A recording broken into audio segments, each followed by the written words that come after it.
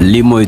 drone day naaw comme ni avion wala hélicoptère di naawe ñu taalee moteur bi laa fi day wëndeelu après mu jug ci kaw ki koy dawal moom lañ tuddee flight controller waaye du nekk ci biir ci poste de commande bi lay toog di ko dawal à distance ak lañ tuddee remote control mooy commande à distance wala téléguidage pour jëmale drone bi fu ko neex. drone yi am nañ bouton de démarrage automatique boo xam ne boo ko bësee mu jóg commencé naaw.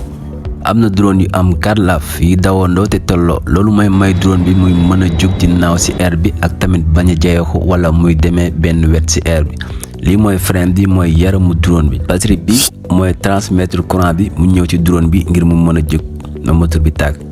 GPS bi mooy nekk partie bi gën am solo ndax mooy may drone bi mu mën a def ay opération ak xàmmee fan la jëm ak ki koy dawal mën a xam ñaata altitude la yëkkatiku ak direction bi nga xam ne fa la jëm moo koy may mu xam tamit distance bi nga xam ne ci la commencé naaw ak distance bi nga xam ne waru ko dépasser ngir bañ a ñàkk signal. flight controller moom ci poste de commande bi la nekk moom mooy dawal drone bi ak di ko contrôler ak di contrôler données yi ak information bi ak envoyer drone bi mu jëm ci cible bi nga xam ne moom lañ bëgg attaquer après bu jotee ndigal yi nga xam ne moo jigee ci supérieur am. caméra drone yi léegi dañuy am une haute résolution ak zoom am capacité mën a yëkkatiku ci altitude bu kawe lu drone yi gën a naawe ci kawe waay dañuy gën a mën a gis ci sore waay drone yi léegi am nañ image thermique image yoo xam ne mën na gis ci li nekk ci ginnaaw niir wala saxaar. am na drone yoo xam ne am nañ tamit intelligence artificielle yoo xam ne moo leen di may ñi mën a moytu obstacle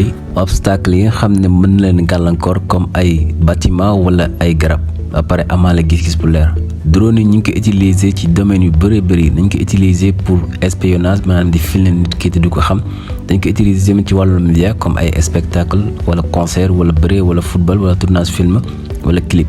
wala tracking di jéem a topp kenn wala dara. wala surveillance dañ ko utiliser tamit ci wàllu mbay di ko arroser surtout ci tool yi nga xam ne dafa yaatu dañ ko fa utiliser di ko arroser wala tamit def livraison maanaam di jël marchandise di ko yóbbu ci ay barab ak barab wala ci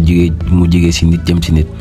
dañ koy utiliser tamit pour transporter ay médicaments wala ay vaccins ci endroit wala barab yi nga xam ne dafa sori ngir dimbale nit ñi nga xam ne dañoo nekk ci danger wala ñi koy def comme ambulance. pour yóbbu ay garab pour sauver ay nit yoo xam ne dañu am wàllu feebar wala ñu ko utiliser comme photographe ci kaw air bi fu sori wala militaire yi di ko utiliser seen opération yi nga xam ne moom lañ def pour xam seen ennemi fan lañ féete ngir mën leen a attaquer ngir jekku leen wala sapeur pompier yi di ko utiliser pour xam niveau tàkk-tàkk bi fan la toll ak nan lañ koy fayee nu mu gën a gaaw.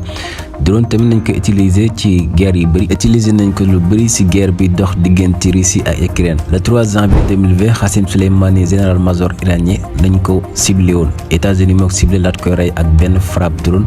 bi nga xamee ne mi ngi nekk ci aéroport international de Bagdad ci Irak ci yoonam pour dajeek benn premier ministre bu ñu woowee Adil Abdul Al Mahdi. Iran déclaré woon na guerre États-Unis pour xeex moom boobu Donald Trump moo nekkoon ci nguur gi mais les organisations internationales ñoo ci dugg wax ba Iran teg lépp ci suuf. drone mën na décoller comme ni avion di décoller laa di jaar ci piste bi naaw dem wala ñu indil ko équipement yoo xam ne ci lañ koy lancer comme ni ñuy def lance-pierre wala ñu nekk ci kaw camion boo xam ne ci lañ koy lancer. drone bi day naaw ci air bi dem ci xam ne fa lañ ko yónni mooy cible la daat koy jëm ci fam nekk ak ndimbalu GPS bi nga xam ne moom la ci def bi koy may mu mën na jëm fañ ko yónni bi nga xam ne moom la ki koy dawal utiliser moom lañ tuddee flight control moom la utiliser di ko jubbanti ba àgg ci destination bi nga xam ne fa la jëm.